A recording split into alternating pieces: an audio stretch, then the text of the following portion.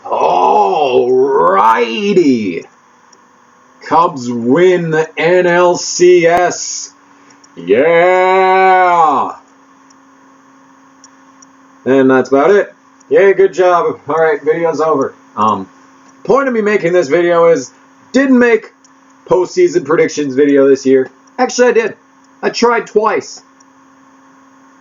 So I at least gave it a shot. But point is, didn't make the postseason predictions video, but I will take my thoughts from the NLCS because we didn't have a wild card game this year.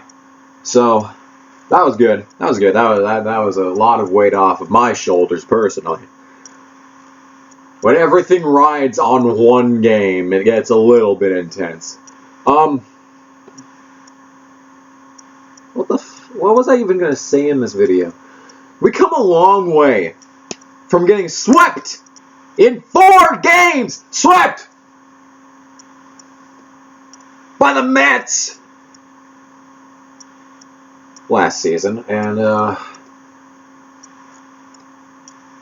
I'd say we are in a better position this year. Honestly, after last season, I was thinking there's something magical about this team. There's no way they're going to replicate what they did last year. And on the surface, looking back, last year didn't seem too special. Chris Bryant, his season, that was special. That was a very good season. Jacob fucking Arrieta, my fucking man. It's the second, after the All-Star break for Jacob. That was magical. But everything else was just, to be honest. 98 win, I think. I think it was 98 wins. 98 win season. Good, but nothing spectacular. Compared to this season, I mean, the NL Central last year, that was the place to be. That was a party. Cardinals, Cubs, Pirates within 3 games of each other. That's a party right there, I tell you what. And you know, if you stopped the season at the NLCS last year, very good for the Cubs. If you stop it there, don't go any further. I fucking beg you. This season, on the other hand, it's better. It doesn't feel as special, though. It feels expected. Like last season, like we were coming off of 2014 Cubs pitching. Dear God, I was reminded of that one day on Twitter when Edwin Jackson was trending. And I was like, oh God, the flashbacks of Edwin Jackson. Dear Lord Almighty. That was not a fun period of time, I will tell you that much. Yikes. Yikes. Edwin Jackson. Holy moly. But, yeah, it's expected this year. Like, I didn't expect going into last year that the team was just gonna fucking light a fire underneath them and suddenly they're good. Had no idea that was gonna happen. So this season, it feels a lot more expected. And especially when they got into, like, June, I think it was, they lost like 12 out of 20 games in like a 20-game period. They lost 12 out of them. And that period I was like, oh, that was the Cubs I remember right there. But I don't know if they were, I don't know what that sequence of events was because everything got better. And they finished out the season strong. I mean, they didn't go out on like a 5-game losing streak, keeping everyone ready for the offseason. They pulled through. They got the 103 wins. Very good shit. Very good shit. Did someone have a no-hitter this year? Did Hendricks? I'm not sure. I don't know. I don't want to present any false information at the moment. That's not what this video is for, anyway. Key takeaways from the NLCS. 3 wins to 1 loss. I think that's better than that. Did they get the Cardinals in 4? Or was it in 5? I think it might have been 4. No. I think the Cardinals won twice last year, I'm pretty sure. So it had to have been 5 games. I don't know. As you can see, I'm clearly keeping up on my history right now. But there are a lot of key takeaways from those games. And let's start out with the positives. First game, it's exactly what you need to do. It was close the entire time.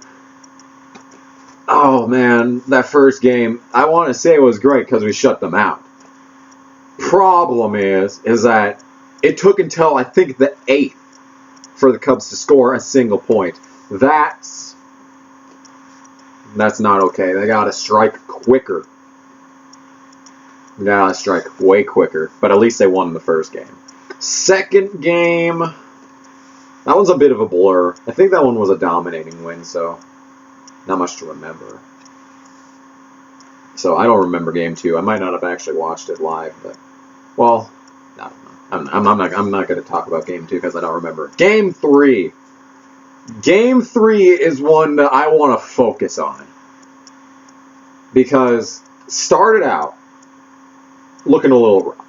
Not good. When Arrieta homered off of Bumgarner, that was the best. That was highlight of the series, maybe. Yeah, I don't know what to say. But Game 3 is where a lot of the problems persisted. Like giving up as many runs as they did. Same for Game 4. That's not okay. Gotta hold them down more than that. Want to keep them around 2 or 3 runs max. Because I've always said, even back when the pitching was shit, back in 2014, I always said that the Cubs can score runs and shit. They just needed pitchers that can keep the other team to low, ERAs and shit. That's what needed to be focused on most back in 2014, especially, was pitching. And even 2015 to an extent. But it was far better. Like Game 1, excellent. Game 2, don't remember. Might have been good. I don't remember. Game 3, better than Game 4, but still not ideal. I actually got so pissed off at Game 3 that I turned the thing off. I have a better excuse than rage quitting the game. It was 10:30, and I had shit to do tomorrow. So, and I think that was the day that I had a massive headache too. Yeah, that was the day that I had the massive headache because I woke up at 2:30 and couldn't go back to sleep until 4:30 because I had an ingrown fucking toenail, and that was the worst. Couldn't go to sleep for 2 goddamn hours. I just laid there, just like, sleep, body, please, just let me sleep. Just please let me sleep. And that never happened. I got up, got a drink. Went to the bathroom. I couldn't go to sleep because of an ingrown toenail. Like it didn't even register that was the problem until like an hour and a half into the sequence. When I was just laying there and I was thinking, God, my foot hurts. And then when I first thought that never went away. So I just picked at it. And I'm in college, so I got a roommate. So I can't turn on the lights and dig in my toe. I took my cell phone's flashlight. This fucking tweet is not sent. God damn it, I sent a tweet. That's not the point. So I had to fashion, like, in my blankets, like a little holding system so that I would hold my phone up. I just hold it up so that the flashlight would direct it. And I had set that up in the blankets so that I could take my other hand, open up the skin, and try to pick it out with... When did this become the Ingrown Toenail podcast? Cubs. But yeah, I did not see them tie it in the 9th and take it to the 13th. That is good. If they just fell apart and gave up in the 9th, that wouldn't be good.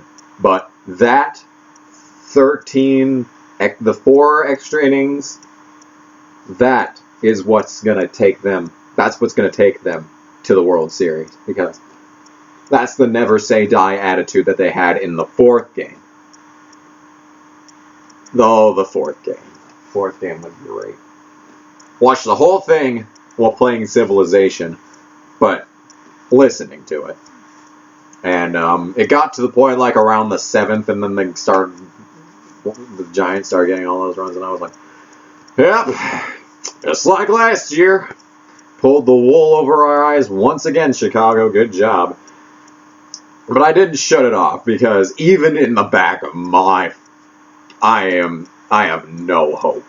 Like, I had very little hope. I'm a very pessimistic sports fan, because I'm a fan of the Cubs, Chargers, and Mark Martin.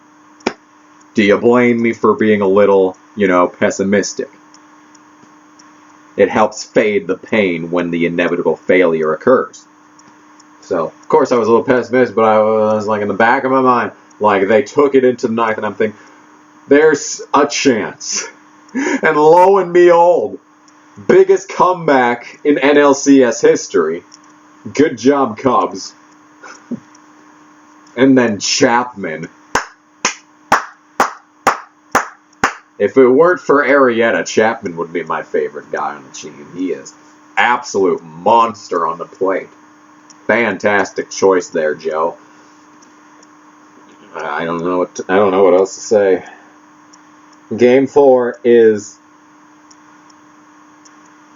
what everyone was hoping would happen last year against the Mets. And there's some key takeaways. First of all, the Giants very rarely scored runs that weren't answered. That is vital. Because in the Mets NLDS last year, Cubs never had a lead. Ever. The Mets got a lead in the top of the first. Well, and then in the bottom of the first in a different game. But the point is, always in the first, Mets got a point. They always had the lead first, and the Cubs never had them. They had a tie at some points, but never had a lead, and that's not okay. Not okay. The Giants games, on the other hand, yeah, they got some runs, but especially like the Arrieta home run. There was another relief pitcher that got a home run at one point. I don't remember who that was, but Javi is the man with the plan this year. Javi is the man with the plan. Scored so many of the points in this in the NLCS this year. Very rarely did the Giants earn runs unanswered, is basically what I'm trying to say. So that is vital to the success of the Cubs this year. Now, let's talk about some problems. Now, I said that the Cubs can score points if they need to. They just haven't been doing it. Russell, 0 for 13, 14, I think. Maybe 1 for 14 in that series. Rizzo, 1 for 14 or so. Very little action on the part of the Cubs. I mean, I think the pitchers scored more RBIs than regular batting order people. That's not okay in the slightest. I mean, Javi is a monster this season. He is taking it to them, so that's good. Contreras, welcome to Chicago. Welcome to Chicago, Contreras. He's doing good. God, that's all I know. Bryant's gotten some hits. It's been pretty slow behind the plate. And can't go one video without a Pingus, I swear. Yeah. I don't know what else to say. Yeah, that's really the extent of the negatives, is that they have not been scoring. They have been getting very low batting averages. Not okay. Need to start seeing some more action behind the plate. I mean, at the plate. On the mound. On the mound, things are looking good. Not great. Would be better if there were some fewer earned runs. Definitely would be better. But we haven't been seeing wild pitches. We haven't been seeing errors. That's very good things. We haven't been seeing dropped pop-ups. We haven't been seeing that kind of stuff, basically. There's been a couple of bobbles in the outfield, but nothing too urgent to address, is what I'll say. The Dodgers, on the other hand, is going to be Cubs versus Dodgers. First game is tomorrow. Better bet I'd be watching that shit. Dodgers, man, I don't know what to say about the Dodgers. They didn't look stellar against Washington. They didn't look like world beaters, is what I'm trying to say. Like, the Cubs look like world beaters. You know, they answer runs. Pitchers are getting homers. And they come back. They're the comeback kids, I'll tell you that much. Dodgers, on the other hand, I mean, the games that they have won have been pretty convincing. Other games, like, I don't want to focus the entirety of the Dodgers lineup on Kershaw or anything, but I do not fear Kershaw in the slightest. I feared Bumgarner. Like, when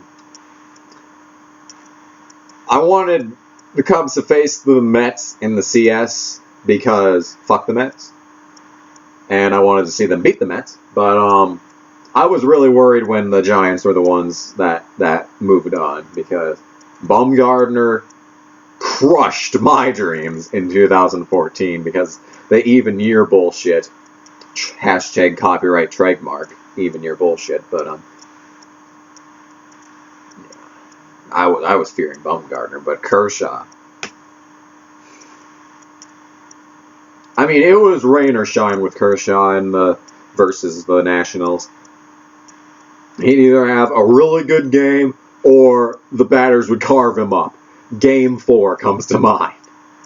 Like, they just decimated Kershaw in Game 4. That was pretty pathetic, but, yeah.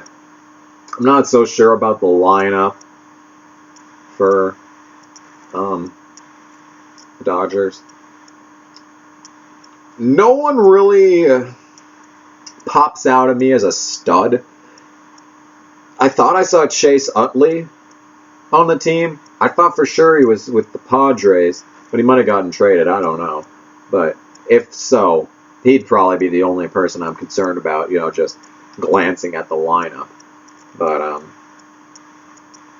they don't have particular world-beating lineup. They really have to rally behind their pitchers. And their pitchers aren't bad. Their pitchers are definitely not bad. They're not, you know, anything to shake a stick at. Kershaw's been having his problems, but it's not, you know, everyone else hasn't been stepping up and doing their role in the organization either. So they definitely got good pitchers, but the thing is that the Cubs can hit if they want to. They just gotta want to. Like, you saw it in Game 4. You saw it in the top of the 9th, and that's what happens when you want to succeed. Right there. Yeah. No pitchers can stand up against that. So, or maybe they could. I mean, they didn't get Bumgarner out there for that, but I mean, the biggest problem that I had with Game 4 is that they scored nothing. I think 2 hits off more. 2 hits off more. They had to take more out of the game for stuff to happen. that's the biggest takeaway from Game 4. Game 4, beyond that, very good in the 9. The rest of the game didn't fare well. Oh yeah, Ross. Ross has been doing good. I forgot about Ross. He's gotten a lot of homers lately. But yeah, they had to take out more before anything happened. And then after that, it was done. It was done after that. So if the Dodgers have a pitcher like that, keep him in the 9th if you want to win. That's how you do that. I'm sorry, but you know, it's, I can't pull anyone out of the Dodgers rotation. I didn't really look at their rotation, honestly. Yeah, I didn't really look too closely at their rotation. I only glanced at the lineup, but the likely lineup anyway. But so it's very possible. I mean, I'd be disappointed if the Cubs didn't make the World Series. Wouldn't surprise me. Nothing surprises me anymore. But they could easily sweep the Dodgers. It would take some work, but they could easily sweep the Dodgers. When it comes to the World Series, on the other hand, Toronto and Cleveland, I haven't really been paying attention to the AL this season. But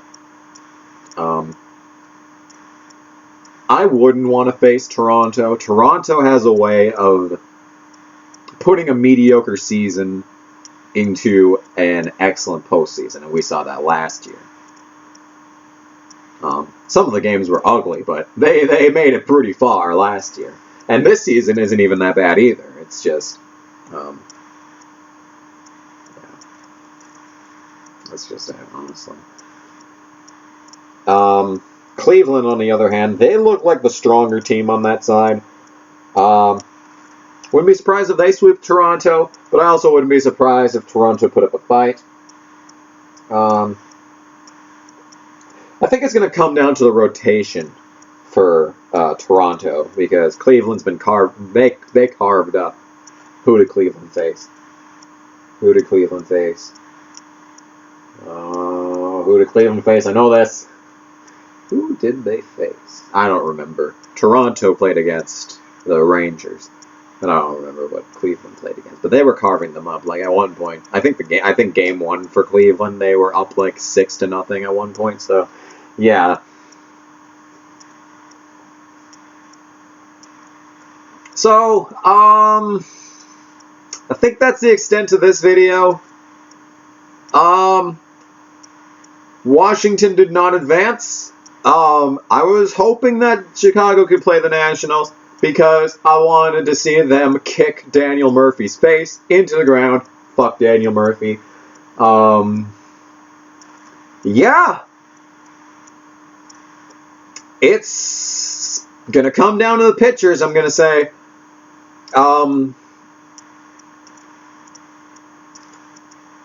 The games rest on the batters. The series rests on the pitchers. That's all I'm going to say as far as that's concerned. I'm going to say Cubs for the sweep. I'm going to say Cubs for the sweep. And I'm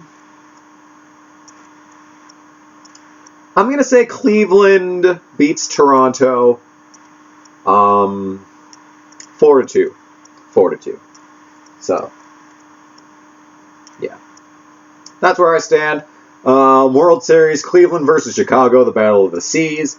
And yeah, that's the extent of this video. I hope you enjoyed listening to me ramble about baseball, you know, like I do once a year, every year. But yeah, so if the Cubs lose and it's an honorable loss, I probably won't make another Rage video like last year. But if they pull what they pulled last year, the gloves are coming off again. So, yeah. But anyway, hope you enjoy the rest of the MLB postseason. It has been a good games. Good games. The series with the Giants, great series. And Washington versus Dodgers, probably an even better series, honestly. But yeah, very good baseball. Very good baseball. I didn't see the Dodgers win yesterday because I saw the Chargers won! The Chargers won! They held a lead! They held a lead! The Chargers held a lead! Yes!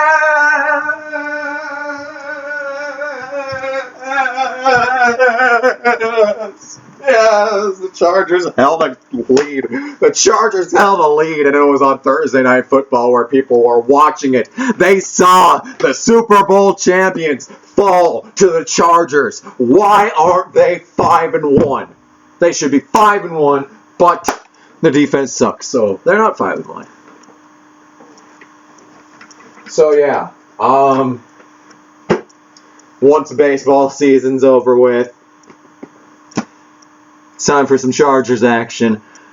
And yeah, that's the extent of this video, so thank you all so much for watching. Bye!